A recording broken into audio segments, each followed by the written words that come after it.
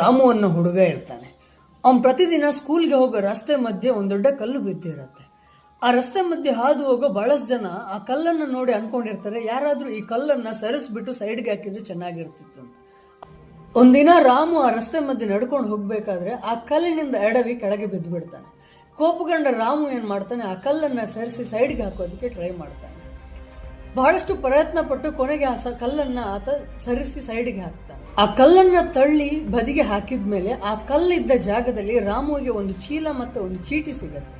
ಆ ಚೀಟಿಯಲ್ಲಿ ಬರೆದಿರ್ತಾರೆ, ಈ ಕಲ್ಲನ್ನು ತೂರಿದ ಶಕ್ತಿವಂತರಿಗೆ ಈ ಬಹುಮಾನ ಅಂತ.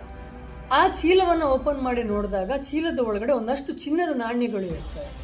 ಇದನ್ನು ನೋಡಿ ರಾಮುವಿಗೆ ಬಹಳ ಖುಷಿ ಆಗುತ್ತೆ. ಹಾಗೇನೆ ಅವನೊಂದು ಅನ್ಕೊಳ್ತಾನೆ, ಸಮಸ್ಯೆಯ ಹಿಂದೆ ಯಾವಾಗಲೂ ಒಂದು ಅವಕಾಶ ಇದೆ ಅಂತ. ನಮ್ಮ ಜೀವನದಲ್ಲಿ ಕೂಡ ಹಾಗೇನೆ ಪ್ರತಿಯೊಂದು ಅಡ್ಡಿ ಸಮಸ್ಯೆಗಳ ಹಿಂದೆ ಒಂದು ಅವಕಾಶ ಖಂಡಿತವಾಗ್ಲೂ ಇರುತ್ತೆ. ಆದರೆ ಅದನ್ನು ಎದುರಿಸುವಂಥ ಶಕ್ತಿ, ಧೈರ್ಯ ನಮ್ಮಲ್ಲಿ ಇರಬೇಕು ಅಷ್ಟೇ. ಧನ್ಯವಾದ.